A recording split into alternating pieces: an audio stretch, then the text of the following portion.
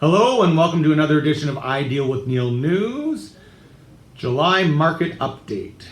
I don't want to take too much of your time with it being holiday time here in August, so let's get right into the market stats. So let's jump into the market stats. Again, as always, we're talking about Waterloo Region stats.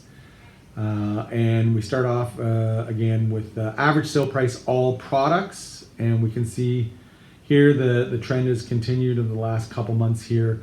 We're at 735,000 average sale price for all products.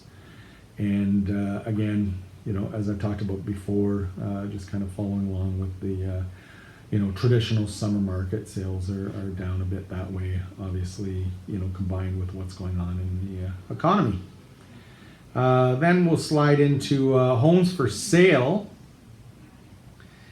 And here we have 2,145 units for sale again in Waterloo Region. And this is leveled off, actually just slightly down from June.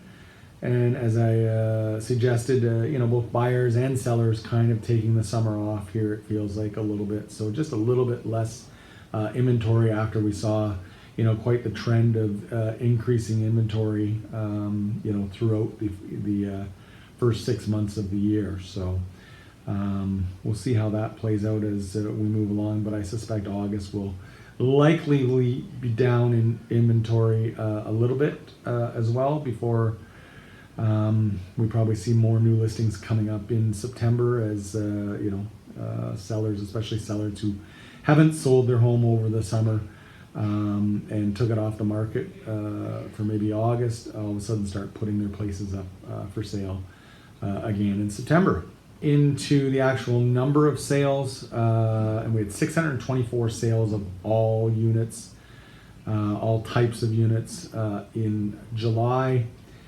Again, just a little bit of a fall off the last couple months after we had a decent number of sales in the spring market. So again, following along with the traditional summer market.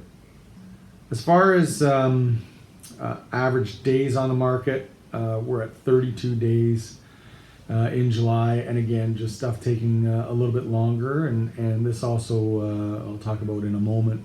Condos in general have made the days on the market when they're combined in with all property types for things to drag out a little bit longer.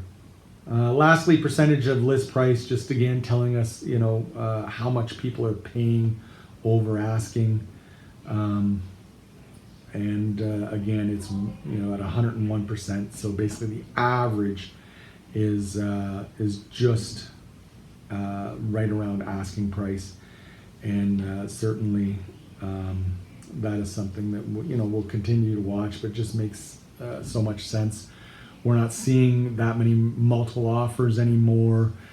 Certainly lots of properties that are selling below asking, but occasionally you still get your turnkey properties in great locations where they will get multiple offers and they will get over asking price. So we're still seeing some of that happen. Okay, as far as single detached homes, the average sale price in July was $859,000, and again, just a bit of a drop off there from June, and again, it had already started in May, dropping off there, kind of lining up with our overall average sale price. The number of sales in July was 372, and following along with the other standard summer drop-offs. And with condos, same thing here. The average sale price was $410,000, and the number of sales was 500. After we had a bit of a run-up in sales, it's kind of leveled off there in June and July with the sales of condos. So we'll keep an eye on that and see what happens in August. But I suspect with the continuing with that summer trend that we'll probably have similar numbers in August as July.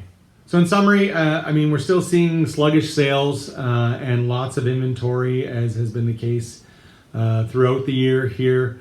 Just a lot more listings available, a lot more choice for buyers. So they're being able to have a little bit more time to make decisions here, much less multiple offers and crazy over asking price, although it is still happening from time to time for the best properties in the best locations.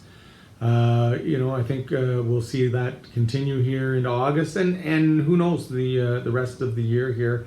I suspect we'll see more inventory, like I said, in the fall here once we get through the summer. And as far as sales, what's happening, we'll still have to see. I know there's still lots of buyers who would like to do something, but as I've mentioned before, the combination of where interest rates are, where prices are, and the economy in general, with everything that's happening with tariffs and that sort of thing, there's still lots of job uncertainty. So that is going to play a role into what happens with sales the rest of the year here. So we'll keep watching and keep an eye out.